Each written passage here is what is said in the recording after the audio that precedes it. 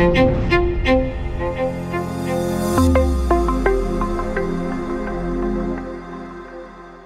name is Navi Chauhan. I belong to a hospitality industry. So my question is, as in our hospitality industry, they need good leadership and time management and confidence. And I think I am good in all these things. But sometimes I am lack in communication skills. So how can I able to improve my communication skills? Great. Navi, right? Yes. From hospitality industry. Thank you. Thank you. Sit down, please. I'm sure a lot of other students will also have concerns about improving their communication skills. 2 or 3 things. See, hospitality is a service industry, so communication becomes very, very important, right? Because you can solve guest issues, you can have so many issues which can be solved just by good communication, by proactive communication. So, but I'm sure even with students from engineering or business management, or regardless of what field you are from, or some of you might want to become politicians tomorrow, right? And then this is a very important skill. In fact, many studies have shown that other things being equal, all other things being equal, an individual's communication skills and their leadership skills, which are correlated, can distinguish, उससे फर्क पड़ता है कि वो व्यक्ति अपने life में क्या अचीव कर पाएगा. पहला मैं वहम ये दूर करना चाहता हूँ that communication, good communication does not mean knowing the English language. काफी लोगों के दिमाग में ये वहम है, मैंने इंग्लिश सीख ली तो मेरी कम्युनिकेशन ठीक हो गई. सॉरी, इंग्लिश एक भाषा है, कम्युनिकेशन एक कला है. 2 very different things. आप इंग्लिश सीखने के बावजूद भी आपकी कम्युनिकेशन पैथेटिक हो सकती है. तब जरूरत हो बोलने की, आप बोले ही ना, राइट? एंड आपको कोई भाषा भी अगर नहीं आती, गॉड फॉरबिड, आप मान लीजिए एक पर्सन जंगल में पैदा होकर वहां बड़ा हुआ, उसको कोई भी भाषा नहीं आती, उसको सिर्फ बॉडी लैंग्वेज आती है, right? Person A's body language will, 2 लोगों को जंगल में डाल दें, person A's body language will be different from person B's. Yes और no? You can try it right now. If you have to ask for a pen from her without using words, go ahead. Now Navi, can you do the same? I want you to catch this. You have to. So both of them are going to be different, right? And this can be misinterpreted. One of them, so if somebody really badly needs a pen, it'll be like, he can. But variation है कि नहीं? That's what I'm asking. Yes? So फिर से इस point पे वापस आता हूँ. Communication is an art that can be learned, that can be developed. English is a language that can be learned. Now here's the problem here's a mistake that most people make. They learn words from the dictionary and they try to insert it wherever it's possible. और खास करके अगर दूसरों को Impress करना है तो ऐसे हैवी, भारी भरकम शब्द ढूंढ लाओ, राइट? और उनको दूसरे को नीचा दिखाने के लिए बस वो डालते जाओ बीच में. दूसरा भी सोचेगा यार ये क्या वर्ड है, मेरी इसकी कम्युनिकेशन, इसकी इंग्लिश बहुत टॉप की. This is a misconception.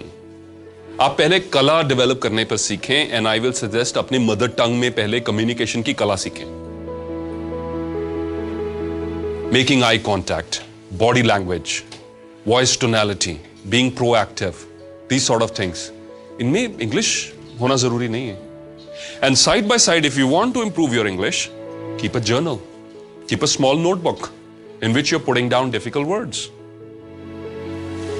Train your brain on multiple fronts. Increase your reading. Are you reading at the moment? Are you writing at the moment? Do you write on a daily basis? Not in the class, not notes. Do you write something? Right. So if you're not reading, if you're not writing, are you watching something? Are you watching other good communicators on YouTube or somewhere else? Are you? Yes. Are you listening to audios?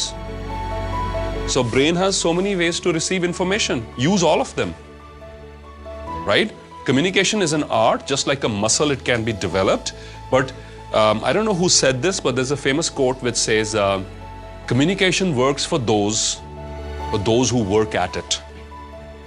Communication works for those who work at it. If you will work at communication, you will get better. If you will work to improve the art of conveying your ideas, इस कला को अगर आप इस पे काम करते हैं, हार्ड वर्क करते हैं, मैं आपको एक लॉ से इंट्रोड्यूस करना चाहता हूं जो न सिर्फ कम्युनिकेशन में, but in life, every field, this law is applicable. It's called the law of paying the price.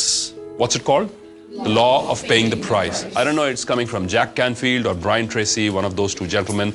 The law of paying the price, which simply stated means this: if you want something, you must pay the price. Nothing is free. अगर आपको जीवन में कोई चीज चाहिए, you want to wear a nice branded suit, you want to go to a nice holiday, you want to buy a nice camera, whatever, जो चीज जितनी उसकी क्वालिटी अच्छी चाहिए होगी, उतने पैसे देने ज्यादा पड़ेंगे, राइट? बट लाइफ की इंप्रूवमेंट में पैसों की बात नहीं कर। कुछ लोग सोचते हैं पैसों से मैं सब कुछ अचीव कर लूंगा। Not gonna happen. मैं मुंबई में कुछ दिन ठहरा तो वहां एक जिम में मैंने बड़ा इंटरेस्टिंग एक दृश्य देखा कि शाम को एक बड़ा वीआईपी को पर्सन एक्सरसाइज करने के लिए आता था। खुद थोड़ा ओवरवेट था, पर उसके साथ 2 बॉडीगार्ड हुआ करते थे, very well build bodyguard, 6 feet 2 inch with a pistol and everything and full drama. One attendant उसका टॉवल पकड़ता था, प्रोटीन शेक पकड़ता था, एक अटेंडेंट पानी की बोतल पकड़ता था, ठीक है? बट ये सब कुछ नेचुरली किसी अमीर बाप का, बड़े प्रभावी किसी इन्फ्लुएंशियल बाप का बेटा होगा। बट ये सारा कुछ करने के बाद पुशअप्स उसे खुद ही लगाने पड़ते थे। It doesn't matter how rich or influential your father is, you cannot pay someone else to do your push-ups for you, right? So learn to do your own push-ups, which means communication को develop करने में efforts लगेंगी। Efforts के बिना में कोई ऐसी पूंजी, कोई ऐसी guide नहीं है, कोई shortcut नहीं है जिससे आप उसको achieve कर पाएं। It's gonna take efforts, it will take time, it will take hard work, but here's what you need. You need good role models. आपको किस पर्सन की तरह कम्युनिकेट करना सीखना चाहते हैं, right? Listen to news reporters, journalist, people who are good, politicians who are good at the art of communication. Politician से ये नहीं मतलब कि सारे अपनी क्लास में स्पीच भाई और बहनों से शुरू कर दो, राइट? या मित्रों से शुरू कर दो, right? This does not means that you see how a person is influencing the crowd. उस कला को सीखें आप कि कोई व्यक्ति क्राउड को कैसे इन्फ्लुएंस कर रहा है और मैं उसको कैसे यूज कर सकता हूं। वो चीज पहले आती है, शब्द बाद में आते हैं। In fact, I don't know, there's a Harvard study which says words are only 7% of the entire communication from one person to another. Body language is huge, visual is huge, auditory is huge, your body posture, your tone of your sound, and so many things, they're all combining together. So, अगर आप मन में ये सोच लें कि मुझे इस कला में इंप्रूव करना है क्योंकि इस कला का मुझे बहुत फायदा होने वाला है। बेटा अब देखिए, when you go into the work environment, you will have 100 different ideas, but if you can not express them, what's the point? कोई और पर्सन आएगा, उसको एक्सप्रेस करना आता है, उसके आइडियाज सुने जाएंगे, उसको अप्रिशिएट किया जाएगा, वो आगे निकल जाएगा। फिर आप बोलेंगे इसका गुड लक अच्छा था, he's born lucky or something like that. No nonsense. He has developed a skill which you are slightly weak at and you can develop too. So इस mental block को remove करना है। Nobody is born a good communicator. You got to work at it, and you can. It's like a muscle को जितना जो है इस्तेमाल करेंगे उतना improve हो जाएगा। Raise your hand when you are feeling nervous. You're in a big auditorium. Some guest speaker has come in. मैंने किया है। अगर आपको उस समय and the time comes any questions, और एकदम जैसे वो कहते हैं ना, शांति हो जाती है पूरे हॉल में। उस समय लग रहा है मेरे माइंड में है भी, मैं पूछूं ना पूछूं, उस समय raise your hand. The first time I raise my hand, my brain sat down, so my hand went up, my brain go shut down mode. ठीक है, वो क्वेश्चन ज्यादा भूल गया, बट स्टिल ढीठ बनो, अगली बार फिर से raise your hand. By the time you do it 3 or 4 or 5 times, I think another gentleman had a question. When I'm talking to people who are in positions of authority, higher stature या position of authority में, तो मैं अपने आसपास से लोगों से communicate कर लेता हूं, बट जब किसी सीनियर पर्सन से या किसी पर्सन ऑफ अथॉरिटी से कम्युनिकेट करना है तब मुझे मुश्किल आती है। तो इस मुश्किल को ओवरकम करने का एक ही तरीका है, talk to more people who are in positions of authority. The more you will get comfortable, आपको भी लगेगा कि ये ऐसे दांत नहीं मारते हैं। ठीक है, ये भी इंसान है और ये भी बात सुनते हैं, अच्छा ये भी, he is a normal human being. The more you do it, the more comfortable you'll get, and that's the only way. There's no shortcut around it. The best way is to make yourself uncomfortable.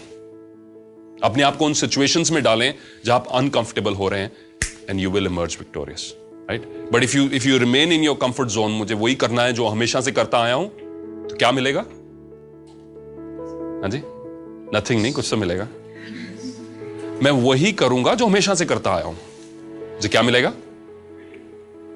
वही मिलेगा जो हमेशा से मिलता है।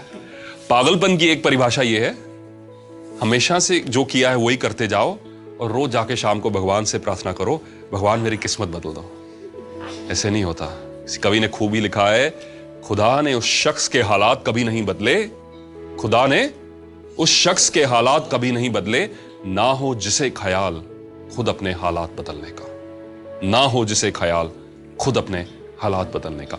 आज आप आज सोच लें कि मुझे अपने हालात कैसे बदलने हैं in terms of improving my communication skills. मुझे 6 महीने बाद मिलें with your efforts, let's see where the results are. और एफर्ट्स के बिना कुछ नहीं होने वाला। Thank you.